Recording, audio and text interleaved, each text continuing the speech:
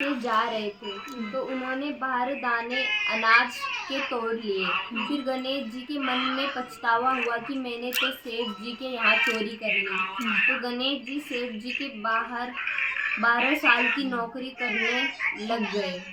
एक दिन सेठानी राख से हाथ धोने लगी तो गणेश जी ने सेठानी का हाथ पकड़कर मिट्टी से हाथ धुला दिया। सेठानी जी से बोली, ऐसा क्या नौकर रखा है, नौकर होकर उसने मेरा हाथ पकड़ लिया। सेठ जी ने गणेश जी को बुलाकर पूछा, अरे आवाज कम कर लो। सेठ जी ने गणेश जी को बुलाकर पूछा कि तुमने सेठानी का हाथ क्यों पकड़ा। गणेश जी ने बोला कि मैंने तो एक सीख की बात बताई, राख से हाथ धोने से घर की लक्ष्मी नाराज होकर घर से चली जाती है और मिट्टी से हाथ धोने से आती है। सेठ जी ने सोचा कि गणेश है तो सच्चा। थोड़े दिन बाद कुंभ का मेला आया। सेठ जी ने कहा, गणेश सेठानी को कुंभ के मेले में स्नान करा के ले आओ। सेठानी किनारे पर बैठकर नहा रही थी तो गणेश जी ने उनका हाथ पकड़कर आगे डुबकी लगवा लाए।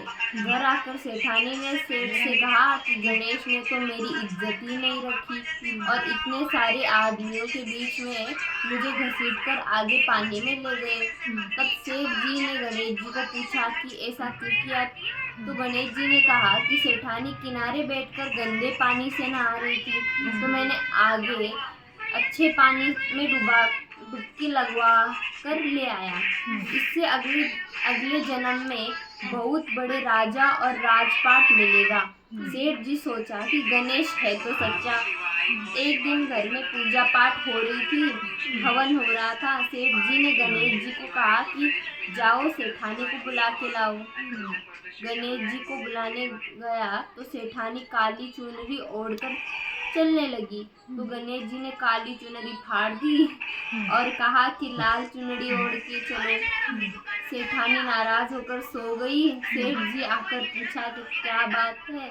तो सेठ ने बोला कि गणेश जी ने मेरी चुनरी फाड़ दी। सेठ जी ने गणेश जी को बुलाकर बहुत डांटा और कहा, तुम बहुत बदमाशी करते हो। तो गणेश जी ने कहा, पूजा पाठ में काला वस्त्र नहीं पहनते, इसलिए मैंने लाल वस्त्र के लिए कहा। काला वस्त्र पहनने से कोई भी शुभ काम सफल नहीं होता। फिर सेठ जी ने सोचा कि गणेश है तो समझदार। एक दिन सेठानी जी पूजा करने लगी तो पंडित जी ने बोला कि वो गणेश जी की मूर्ति लाना भूल गया। अब क्या करे। गणेश जी ने बोला कि मेरे को ही मूर्ति बनाकर विराजमान कर लो, आपके सारे काम सफल हो जाएंगे। यह बात सुनकर सेठ जी को बहुत गुस्सा आया। वो बोला कि तुम तो अब तक सेठानी से ही मजाक करते थे, मेरे से भी करने लग गए। गणेश जी ने कहा, मैं मजाक नहीं कर रहा हूँ, मैं सच बात कह रहा हूँ। इतने में ही गणेश ने गणेश जी का रूप धारण कर लिया। सेठ और सेठानी ने गणेश जी की पूजा की। पूजा खत्म होते ही गणेश जी की अर्धदान हो गया। सेठ सेठानी को बहुत दुख हुआ। उन्होंने कहा कि हमारे पास तो गणेश जी रहते थे और हमने उनसे इतना काम कराया।